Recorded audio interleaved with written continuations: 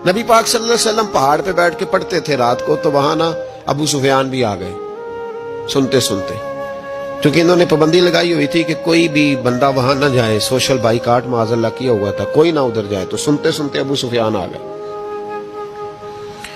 कहते हैं हुजूर कुरान पाक पढ़ रहे थे तो मुझे लुत्फ बड़ा आया सुनने का। तो वहां एक करीब झाड़ी थी, तो अबू सुफियान झाड़ी में बैठ गए। सारी रात नबी पाक ने कुरान पाक पढ़ा और सारी रात इन्होंने सुना। हमें उतना जायका बात सुन के भी तो आना चाहिए ना। कहते हैं अब मुझे नहीं पता था कि अखनस बिन शुरैक भी कहीं आया हुआ है। उसने भी वही भी ये देखने आया कि कहीं कोई वहां आया हुआ तो नहीं। वो भी किसी कोने में झाड़ी में बैठ गया। हुजूर कुरान पाक की तिलावत फरमाते रहे, वो सारी रात सुनता रहा।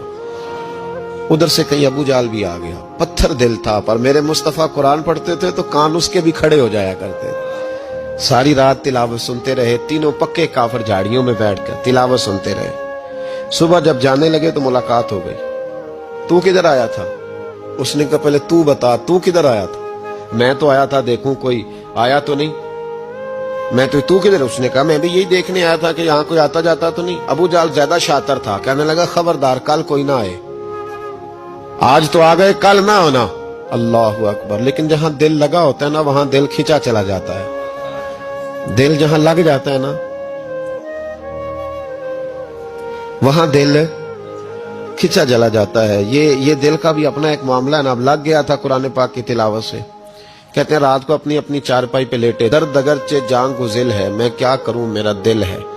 गमेश का अगर ना होता तो गमे रोजगार होता। और वो मजा आतिश ने कहा था, वो मजा दिया है तड़प ने कि मेरी आरजू है या रब, मेरे दोनों पहलुओं में दिल बेकरार होता। तो कहते हैं कि अगली शाम फिर आई वही कैफियत, वही अंदाज, वही शौक। चारपाई पे लेटे पर कानों में वो आवाज रस घोले। लेटा ना गया, उठे पहुंचे, लेकिन आज जगह बदल के बैठ गए तीनों। सुबह सारी रात सुनते रहे महबूब की तिलावत। सुबह उठे तो फिर चौक में मुलाकात हो गई। तू किधर आया था? तू किधर? अभी बात होने। अबू जाल जरा ज्यादा शातिर था, कहने लगा मैं तो तुम दोनों का ख्याल करने आया था, कहीं तुम दोनों तो नहीं आए, ये देखने के लिए आया था। अल्लाह अकबर। 3 दिन मुसलसल आते रहे और मेरे मुस्तफा करीम का सारी रात कुरान पाक सुनते रहे। अब अखनस बिन शुरैक कहते हैं कि मैं पूरा करीब आ गया। मेरा दिल कहता था कि ये सच्चे हैं। कहते मैंने तीसरे दिन मशवरा किया। मैंने कहा यार पता तुझे भी है मुझे भी है कि नहीं आना, पर उनकी आवाज ऐसी है, वहां लज्जत ऐसी है, नहीं ना रहा गया तुझसे भी। मान क्यों नहीं जाता कि सारी बातें अपनी जगह पर उनकी बात कानों से होके दिल में उतरती चली जाती है। मानता क्यों नहीं?